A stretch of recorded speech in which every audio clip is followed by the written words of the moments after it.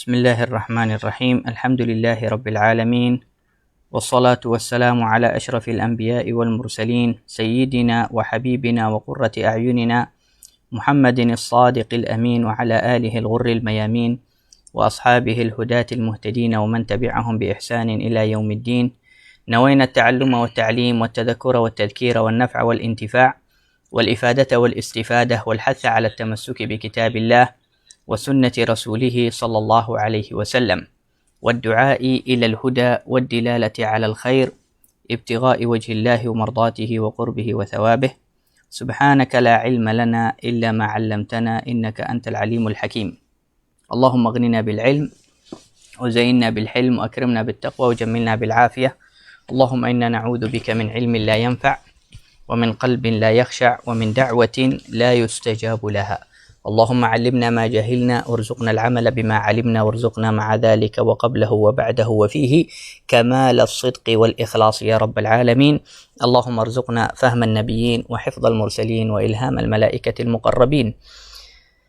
اللهم ألهمنا علما نفقه به أوامرك ونواهيك، ونعرف به كيف نناجيك يا رب العالمين. رب اشرح لي صدري ويسر لي أمري واحلل عقدة من لساني يفقه قولي برحمتك يا أرحم الراحمين يا أرحم الراحمين يا أرحم الراحمين. أما بعد، مسلمين مسلمات yang dirahmati oleh Allah Subhanahu wa taala, Assalamu alaikum warahmatullahi wabarakatuh. Segala puji bagi Allah Subhanahu wa taala, Tuhan kami yang maha mulia, yang maha agung, kerana masih memberi rezeki untuk kita sambung kelas sirah dan syama'il. Kita berbincang sama-sama dan mendengar sama-sama kisah-kisah yang benar, kisah-kisah yang dahsyat, yang hebat, yang penuh dengan i'tibar dan faedah dan manfaat di dunia dan di akhirat, yaitu kisah dan sirah Rasulullah Muhammad sallallahu alaihi wasallam.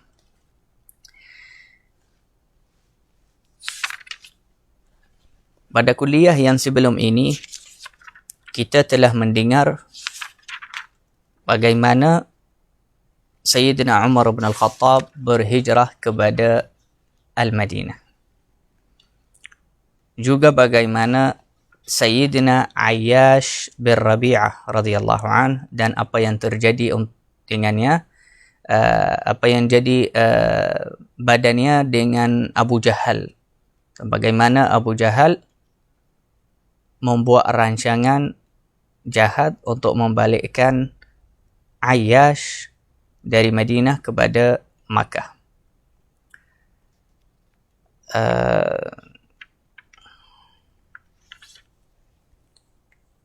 Juga kita dengar cerita tentang Sayyidina Salim Maula Abu Hudzaifah. Hari ini insya-Allah kita akan sambung hijrah Sayyidina Suhaib Ar-Rumi radhiyallahu anhu.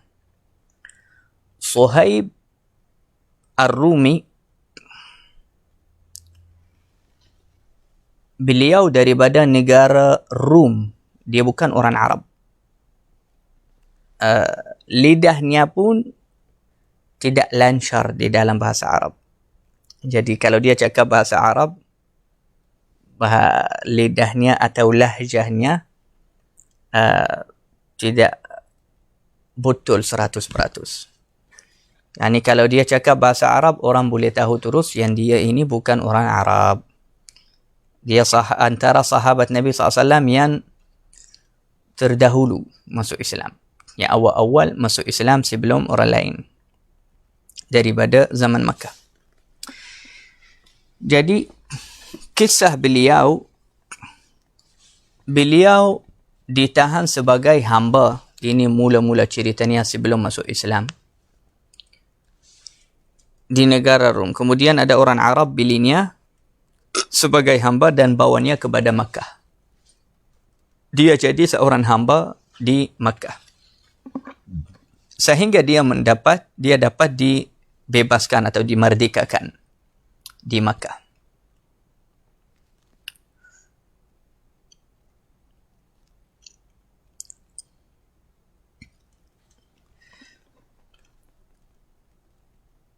ketika Sayyidina Suhaib, setelah Sayyidina Suhaib Ar-Rumi dibebaskan jadi merdeka, tidak menjadi hamba lagi, jadi dia untuk mencari rezeki dia buat perniagaannya, dia jual beli macam tu dalam bazar.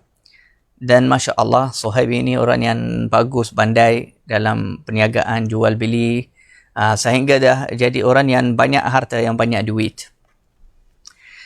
Ketika beliau mahu berhijrah kepada Al-Madinah, orang Makkah berhatikan dengan hijrah Suhaib. Jadi mereka kajar Suhaib sebelum dia lepas dari mereka, sebelum dia keluar dari Makkah.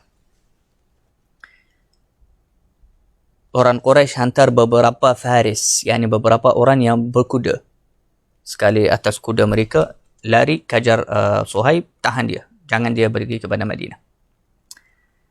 Selepas mereka kejar kepada Suhaib dan dapat tahan dia dari jauh, mereka suruh dia berhenti, kami sudah tahan kamu. Kamu serahkan diri kamu dengan baik, sebab kami sudah sampai. Dan mereka ramai ini yang dari Mekah, dari Quraisy, orang kafir, mereka ramai, beberapa kuda, beberapa orang atas kuda mereka. Suhaib ini, dia seorang yang pakar memenah. Dan dia kalau main memenah, dia tak pernah salah. Setiap satu balin memenah itu, dia mesti berjaya, kena apa-apa yang dia nak itu. Dan orang Makkah tahu cerita ini tentang Suhaib. Mereka tahu yang Suhaib ini orang yang pandai memenah. Dari jauh dia suruh mereka berhenti di tempat kamu, jangan dekat daripadaku. Kemudian dia keluarkan memenahnya tu dengan barangnya. Dia kata, kamu semua kenal saya, kan? Yang saya tak pernah kalah kalau memenah. Jadi, kalau kamu cuba nak tangkap saya, nak tahan saya akan balin semua memenah itu saya akan balingkan dia satu persatu kepada kamu semua. Dan kamu tahu saya tak pernah salah. Jadi saya akan kena semua kamu sekadar berapa jumlah yang saya simpan di sini. Mereka takut di waktu itu. Sebab mereka tahu Suhaib ini memang jujur. Dan dia akan kena mereka, akan sakitkan mereka atau bunuh mereka. Dan ketahuilah, dia kata kepada mereka, selepas habis memenah saya tu, saya ada satu pedang lagi. Saya akan lawan kamu sehingga batah pedang saya atau kamu bunuh saya. Maknanya, saya akan baling kamu dengan memenah saya tu, dan saya akan berang dengan kamu dengan pedang saya. Dan saya juga orang yang kuat berang. Jadi kalau kamu tetap nak tangkap saya, nak lawan saya, maka itu pilihan kamu. Silakan. Tapi ketahuilah akibatnya, kamu semua akan kena dengan memenah saya. Jadi mereka takut. Mereka kata benar juga. Dia dahlah jauh. Kalau kita dekat sikit, dia akan baling kita dengan memenah dia. Dia pun ada pedang. Jadi kalau kita nak lawan dia sekarang, kita macam nak bunuh diri kita. Tapi dia kata kepada mereka, atau ini satu pilihan. Pilihan yang kedua, apa kata saya serahkan kepada kamu, saya akan tunjuk kamu mana harta saya di Makkah. Kamu pergilah ambil duit saya semua tu, harta yang saya simpan selama saya kerja, dan kamu lepaskan saya, jangan kajar saya, biar saya pergi kepada Madinah. Sebab orang kafir tu, mereka kata, kau fikir apa? Kau rasa apa, wahai Suhaib? Kau datang kepada negeri kita ni Makkah sebagai hamba. Orang yang miskin tak ada apa-apa. Lepas tu kamu kerja, perniagaan, cari rezeki, akhirnya kamu nak bawa harta kamu semua tu yang ambilnya di negara kita, nak pergi kepada Madinah, kita tak akan lepaskan kamu. Sebab itu Suhaib dia kata kepada mereka, okey, kalau kamu semua nak ungkit kepada saya, walhal itu kerja saya kerja dapat duit itu semua, tak apa. Kamu pergilah ambil duit saya semua tu. Yakni hasil perniagaan saya beberapa tahun, tak apa, ambilkan semua itu. Subhanallah, dia yakni korbankan harta dia semua untuk berhijrah kepada Rasulullah, kepada Madinah. Nak selamatkan agama, untuk mendahulukan agama, membentingkan agama. Sehingga dia sanggup bayar harta dia semua kepada mereka. Dia kata, tapi saya beli diri saya, jangan tangkap, jangan kacau saya. Biar saya pergi kepada Madinah selamat. Orang kafir setuju sebab mata mereka fikir duit sahaja. Kalau ada duit, mereka tak ada kisah. Buat je apa-apa. Islam ke, agama ke, apa-apa yang penting ada duit. Agama mereka sangat mempentingkan duit dan harta dan dunia. Orang kafir waktu tu terus setuju. Mereka cakap, okey, baik, setuju. Kau pergilah Madinah. Tak perlu kamu pun duduk di negara kita di Makkah ini. Pergi sahaja. Yang penting harta kamu kita akan ambil. Dia tunjuk mereka, dia kata di bawah pintu rumah dia suruh mereka korek tanah di sana, akan jumpa beberapa emas di sana. Banyak khazanah-khazanah yang Suhaib radhiyallahu anhu simpan di sana. Lepas tu mereka pergi. Mereka pergi kepada sana, korek tanah di bawah pintu rumahnya, memang jumpa banyak duit dan emas di sana.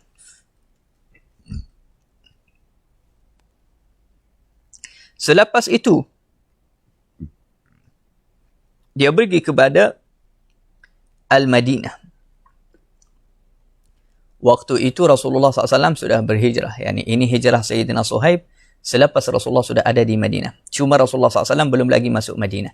Untuk hijrah Rasulullah kita akan cerita insyaAllah dengan terperinci. Selepas Sayyidina Suhaib sampai kepada Al-Madinah, dari jauh Rasulullah SAW nampak dia. Lepas dia sampai kepada Rasulullah SAW kata kepada Suhaib, Ya Aba Yahya, wahai ayah Yahya. Waktu tu Suhaib belum lagi kahwin pun, tak ada anak, tapi Rasulullah SAW dah panggilnya ayah Yahya. Ini namanya kunyah. Ini namanya kunyah dalam bahasa Arab. Aba Yahya, macam Nabi SAW, Abul Qasim, Sayyidina Umar, Aba Hafs, wahakadha. Siapa-siapa yang ada anak, mereka panggilnya dengan nama anaknya. Tapi kadang-kadang Nabi SAW bagi kunyah itu, iaitu ayah sefulan, kepada orang yang belum lagi kahwin pun, macam Suhaib ini. Sebab itu Sayyidina Umar bin Al-Khattab, dia pernah tanya Suhaib ini, dia kata, kenapa kamu ada kunyah, iaitu Aba Yahya? Kenapa kunyah kamu Aba Yahya? Tapi kamu tak ada anak nama Yahya pun.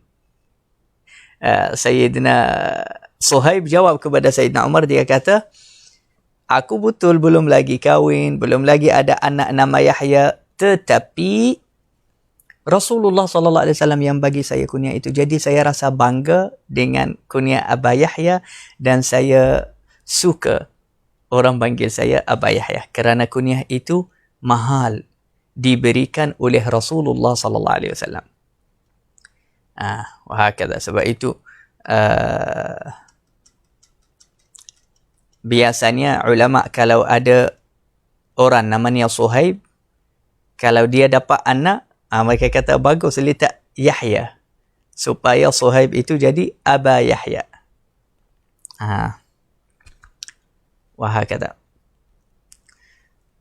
Selepas Rasulullah SAW nampak Suhaib, Rasulullah SAW kata kepada Suhaib, Ya Aba Yahya, wahai Aba Yahya, rabihal bai', rabihal bai', rabihal bai'. Yani, untunglah penjualan kamu, untunglah penjualan kamu, untunglah penjualan kamu.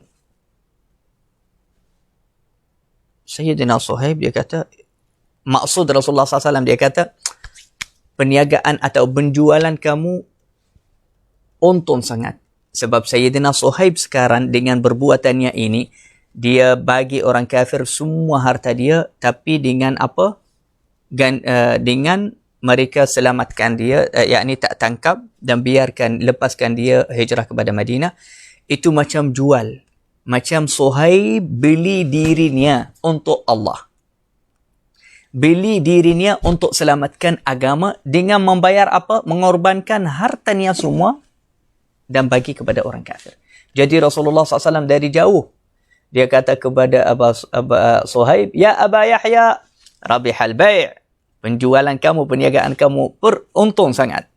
Betul-betul untung. Confirm untung. Suhaib radhiyallahu anhu waktu tu, dia terkejut. Dia kata kepada Rasulullah, Ya Rasulullah, innahu ma sabaqani ilaika ahad. Innahu ma sabaqani ilaika ahad. Wa ma akhbaraka illa Jibril alaihi salam. Dia kata, Ya Rasulullah, tak ada siapa-siapa yang tahu cerita saya dan datang sampai kepadamu sebelum saya memberi tahu apa cerita yang terjadi dengan saya. Demi Allah, ini pasti Jibril sudah bagi tahu kepadamu ya Rasulullah. Jadi Rasulullah dia kata, ya. Jibril alaihi salam turun kepada Rasulullah, dia bagi tahu terus cerita Suhaib sebab ceritanya dahsyat.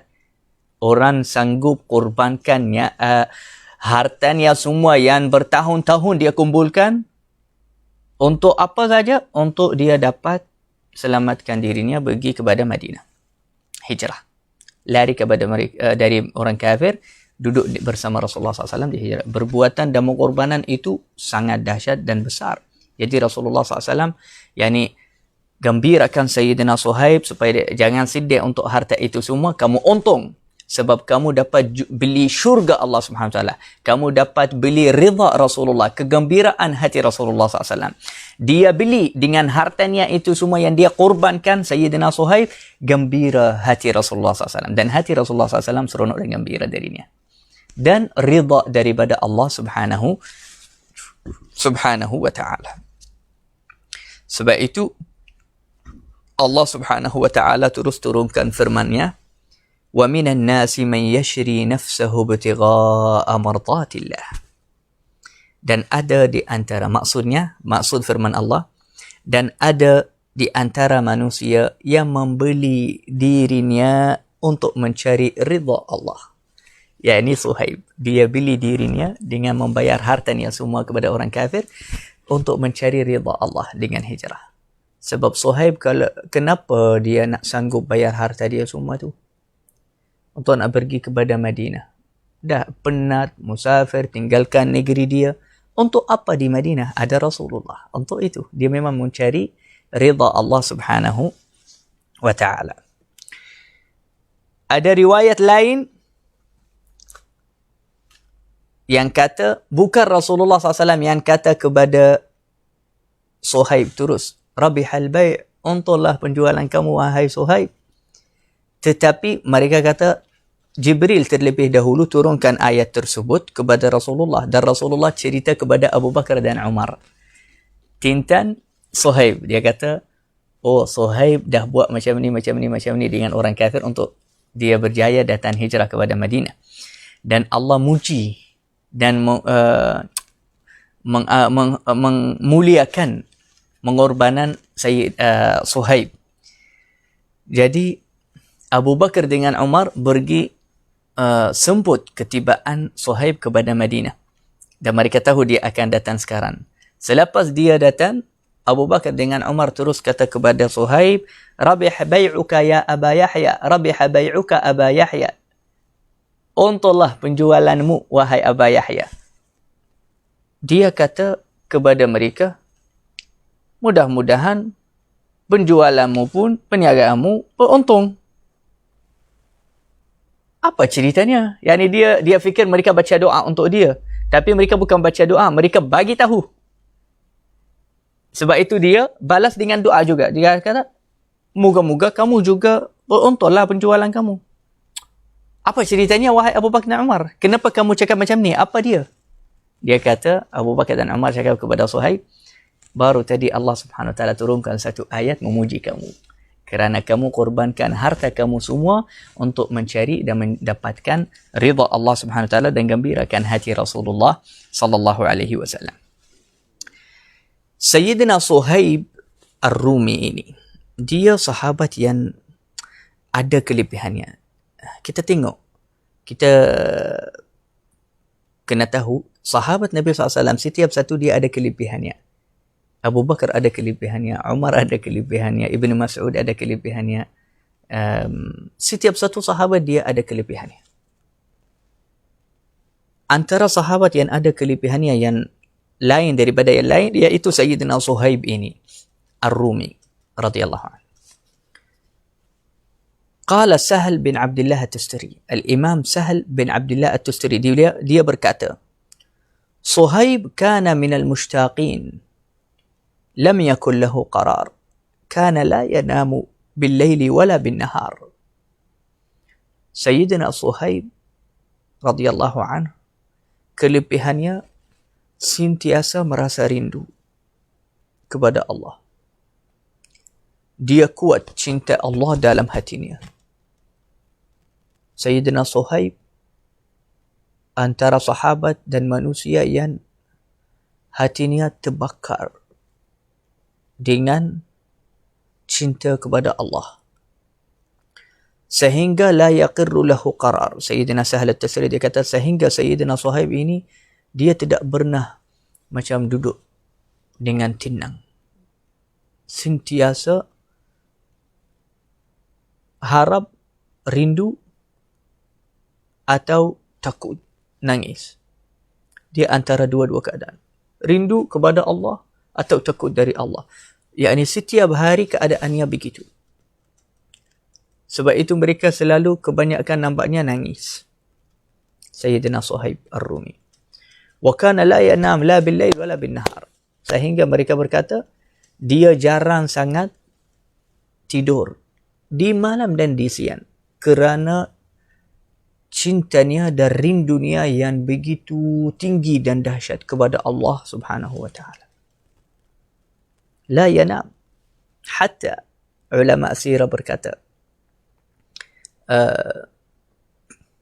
selepas masuk Islam, Suhaib dia masih hamba. Dia masuk Islam ketika dia masih hamba. Seperti Sayyidina Bilal. Bilal masuk Islam ketika masih hamba dengan sembunyikan agamanya. Suhaib juga, dia masuk Islam ketika masih hamba. Sebelum dimerdekakan, yang memilikinya, tuannya seorang wanita. Wanita itu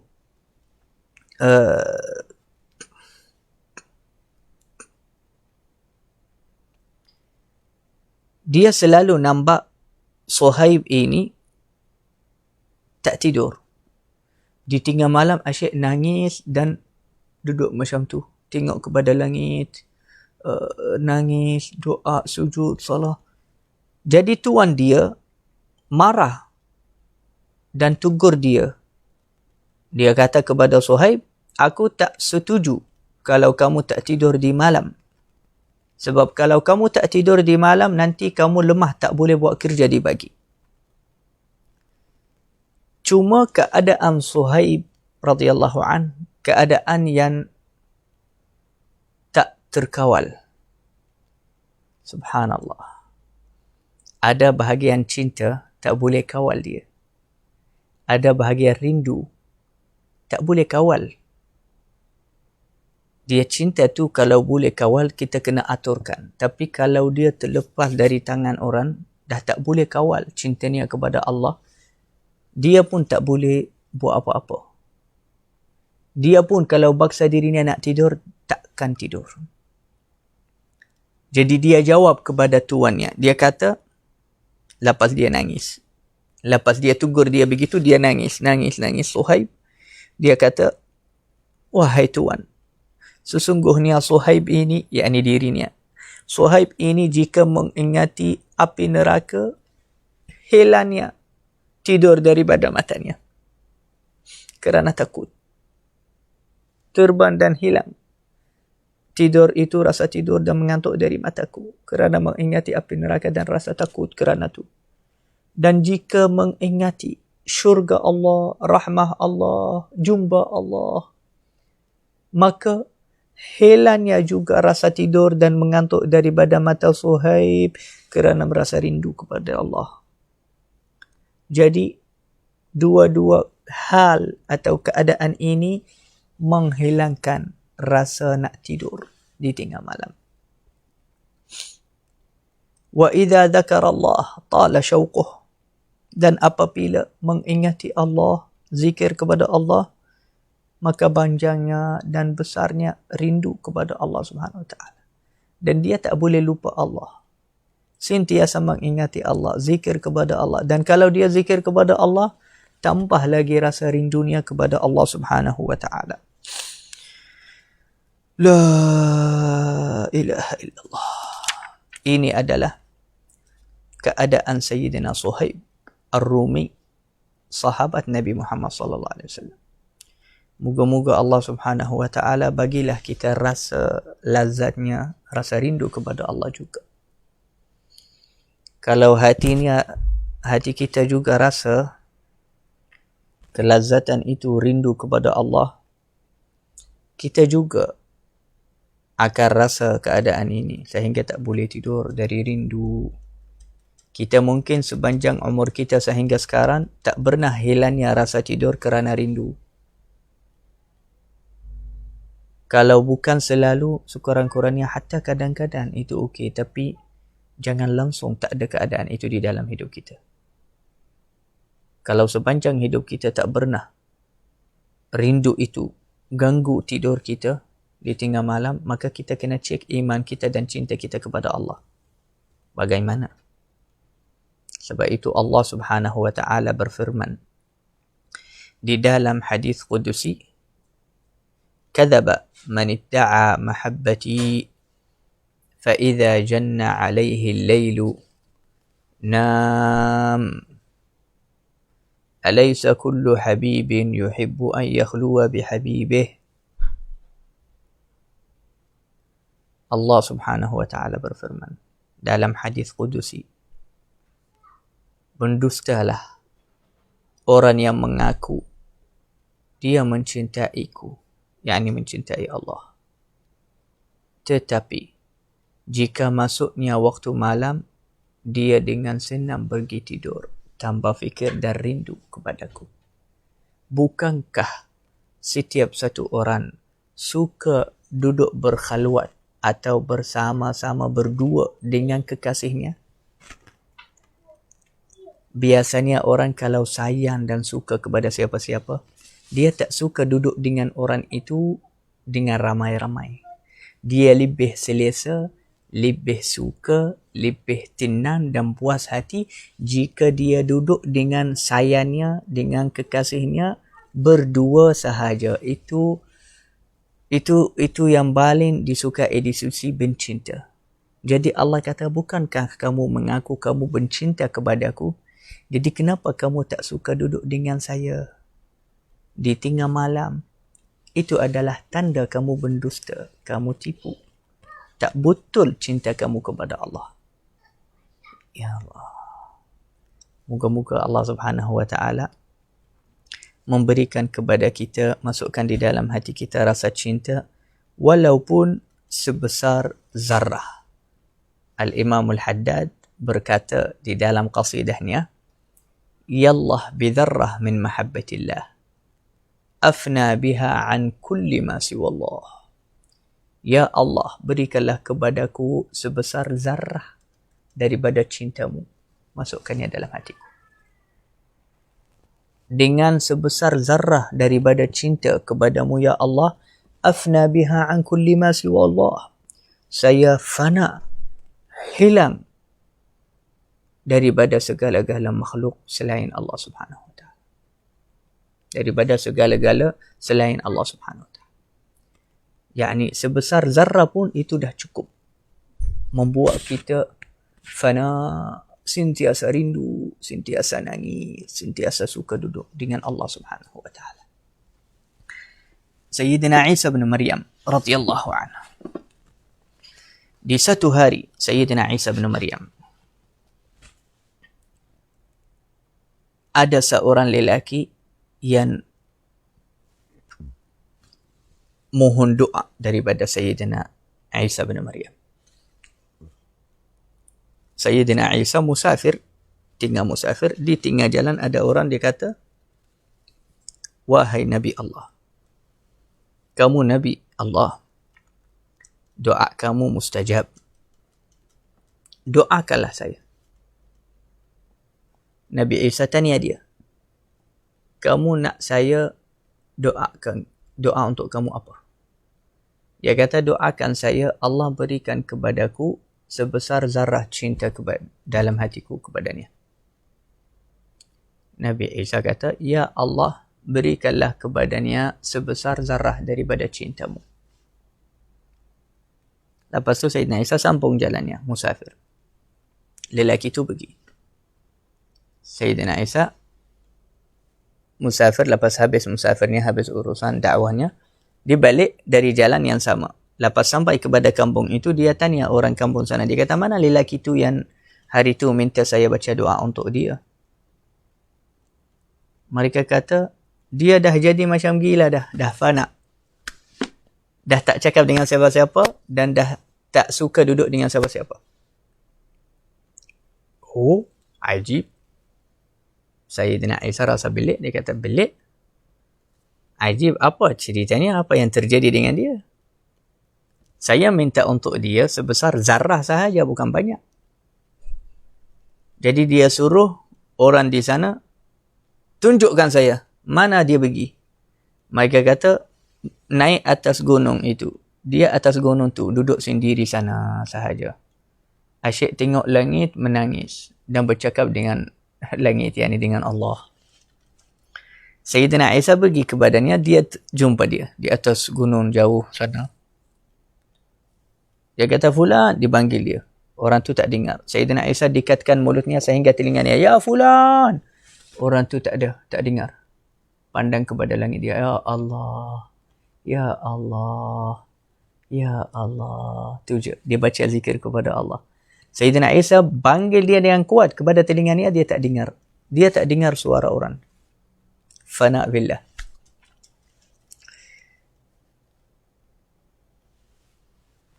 Nabi Isa rasa belik.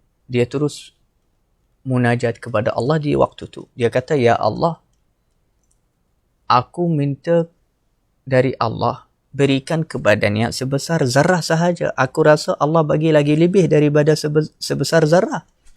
Sebab itu dah jadi macam ni." Subhanallah. Allah jawab kepada Nabi Isa. Allah subhanahu wa ta'ala berfirman kepada Nabi Isa alaihissalam, "Wahai Nabiku, wahai Isa, sesungguhnya di hari yang sama kamu mohon kepadaku memberikan sebesar zarah daripada cintaku kepadanya. Aku menurunkan satu zarah itu dan saya bahagikannya kepada 70 orang beribadah, orang yang hebat, orang yang mulia, wali-wali Allah di waktu itu. Kepada 70, atau dalam riwayat lain mungkin lagi lebih daripada 70. Dan ini hasil atau sebahagiannya daripada 70. Yakni sebenarnya yang lelaki itu dapatkan daripada cinta Allah sehingga dia hilang akalnya, hilang fana, tak mahu campur dengan orang, tak mahu duduk, itu sedikit daripada sebesar zarah. Belum lagi jadi besar. Satu zarah itu lagi besar, lagi dahsyat. Subhanallah. Tapi ulama berkata apa? Ulama berkata ini kepada orang yang lemah. Jadi dia kalau dapat cinta sikit, dia akan sehingga hilang akalnya. Tapi orang yang Allah subhanahu wa ta'ala memberikan kepadanya tamkin, iaitu tetap dan kuat di dalam walinya, di dalam kekuatan hatinya dan imannya dan yakinnya kepada Allah, dia boleh dan tahan mendapatkan satu zarah, bahkan lebih besar daripada satu zarah. Dan dia boleh campur dengan orang, duduk dengan orang, dan dia dengan sedar boleh uruskan dunia ini. Dan cinta yang dalam hatinya kepada Allah lagi besar daripada sezarah. Seperti para anbiya, seperti Nabi Muhammad SAW. Cinta Allah di dalam hatinya penuhkan hatinya, bukan sebesar zarah. Sebesar gunung lebih. Tapi Rasulullah SAW makan, minum, kahwin, duduk dengan keluarga, gurau dengan sahabat, senyum, dakwah, musafir, buat semua urusan dunia macam biasa. Itu kerana Allah memberikan kepadanya tamkin. Jadi, kemampuan atau kekuatan manusia untuk mendapatkan dan mentahan besarnya dan beratnya cinta Allah Subhanahu wa taala berbeza, tidak sama. Subhanallah. Ini adalah keadaan Sayyidina Suhaib Ar-Rumi radhiyallahu anhu. Juga antara sifat atau sikap Sayyidina Suhaib Ar-Rumi radhiyallahu anhu, yang sekali dengar rasanya selalu cinta dan nangis kepada Allah, dalam masa yang sama Sayyidina Suhaib ini orang kuat gurau dan orang yang pandai buat lawak. Mungkin orang rasa terkejut dan rasa belik, macam mana dia orang yang selalu nangis, selalu tak boleh tidur, yang macam tu, tapi dia pandai buat lawak. Tak perlu terkejut, perkara tu tidak belik, biasa. Dan ini adalah orang yang sempurna, bukan orang yang selalu sedih. Kalau ibadah mukanya sampai macam ni sahaja sentiasa, tak mengerti senyum pun. Atau orang yang hidupnya gelak sahaja, tak pernah dia nangis, khusyuk. Orang yang sempurna, yang dia boleh duduk gelak, gurau, duduk dengan orang. Tapi kalau mula sahaja angkat tangannya kepada Allah macam ni, dia terus menangis. Boleh air matanya keluar, senang. Ini orang sempurna. Ini orang sempurna, orang kuat. Kalau masuk salah, nangis, khusyuk. Kalau dibaca Quran, menangis, khusyuk. Kalau dia duduk dengan orang, gelak, dia ketawa, digurau, dia biasa. Jadi orang ini sempurna. Dia ada dua keadaan. Hatinya bersama Allah. Sebab itu, di dalam sirah para sahabat dan tawadhu'nya dan akhlaknya Rasulullah sallallahu alaihi wasallam, ulama sirah mereka berkata, kadang-kadang sahabat Nabi sallallahu alaihi wasallam duduk dengan Rasulullah bergurau. Bukan bergurau yang biasa-biasa sahaja, bahkan kadang-kadang gurau sehingga ambil kulit besang, kulit tembikai, baling-baling depan Nabi sallallahu alaihi wasallam. Setiap satu dia ambil baling kepada yang ini, gurau baling-baling. Dapat Rasulullah SAW, dan Rasulullah SAW duduk bersama mereka, senyum saja. Dia tak garang, tak tegur mereka, tak marah mereka. Rasulullah tawadhu, merendah diri, dan tak marah mereka. Tapi ulama kata apa? Sahabat bergurau begitu, cara tu mungkin agaknya bilik, tapi iman mereka kepada Allah, kepada Rasulullah, kepercayaan dan keyakinan mereka kepada Allah, kepada Rasulullah, di saat yang sama mereka gurau begitu dengan cara tu di depan Rasulullah SAW, lagi tetap daripada gunung, lagi besar daripada gunung dalam hati mereka. Di waktu mereka gurau, di waktu mereka ketawa, kalau Rasulullah SAW mula bercakap apa-apa, mereka akan keluar air mata, terus nangis, khusyuk. Kalau Rasulullah SAW suruh apa-apa sahaja, mereka boleh korbankan nyawa mereka untuk menunaikan hajat Rasulullah atau melaksanakan perintah Rasulullah SAW. Jadi ini adalah keadaan orang yang sempurna. Dia kalau duduk dengan orang, sedar. Dia juga kalau masuk dalam salah, hilang daripada dunia semua. Ini sempurna. Sebab itu, sedikit sahaja orang yang ada keadaan itu yang sempurna. Dia kalau masuk salat khusyuk, kalau baca Quran khusyuk, kalau baca zikir khusyuk, Kalau dia masuk dalam ibadah khusyuk, hilang daripada segala-galanya. Dia sangat hadirkan hatinya bersama Allah.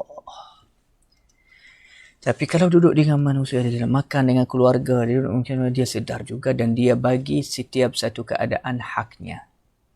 Kalau duduk dengan manusia, dia duduk dengan cara manusia. Kalau dia duduk dengan ibadah dengan Allah, dia baginya haknya yang sempurna.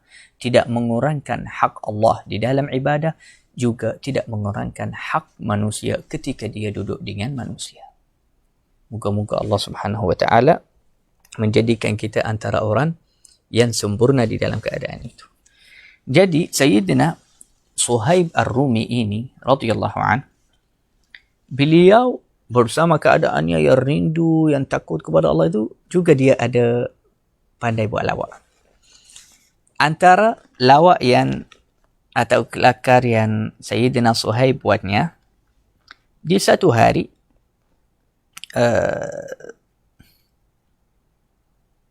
dia datang kepada Rasulullah.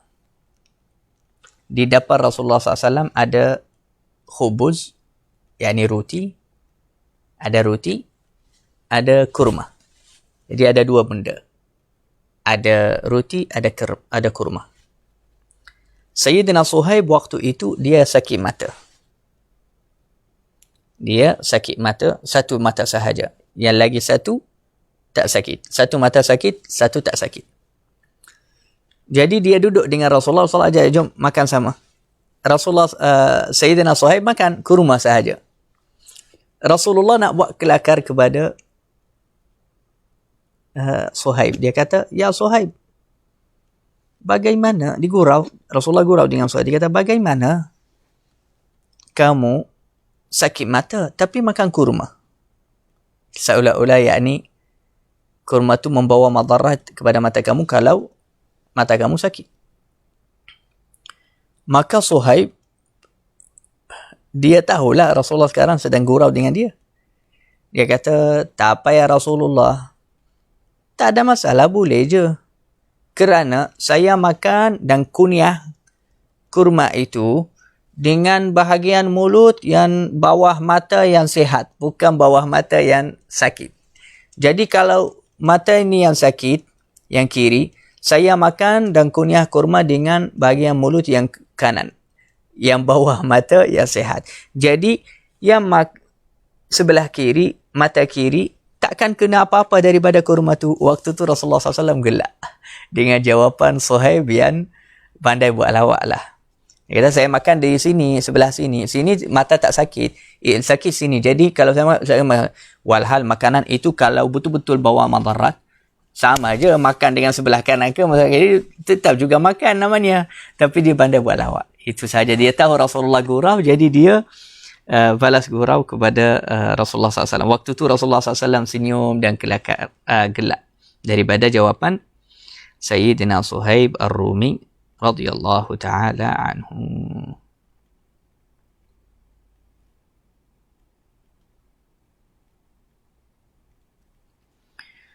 La ilaha illallah. Sallallahu ala Sayyidina Muhammad wa ala alihi wa sahbihi ajma'in. Cukup insyaAllah hari ini kita dengan Suhaib Ar-Rumi. Kita habiskan malam ini dengan cerita hijrah dan sirah sikit Sayyidina Suhaib Ar-Rumi, seorang sahabat Nabi SAW yang hebat. Radhiyallahu an, radhiyallahu ta'ala an seluruh sahabat Nabi SAW, al-muhajirin wal-ansar. Yang muhajirin dari Makkah kepada Madinah, juga al-ansar ahli Madinah. Semoga Allah Subhanahu wa taala ridha dan memberi kepada kita madad dan berkat dan cahaya daripada cahaya para sahabat dan Rasulullah SAW, daripada keberkatan mereka, daripada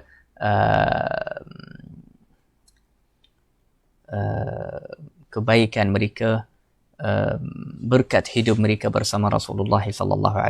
Amin amin ya rabbal alamin. Sallallahu ala sayyidina Muhammadin wa ala alihi wa sahbihi ajma'in. InsyaAllah kuliah selepas ini kita akan ceritakan tentang cara berbincangan besar pemimpin Quraisy untuk bagaimana kita mentahankan Muhammad tidak keluar dari Makkah, tidak berhijrah kepada Madinah.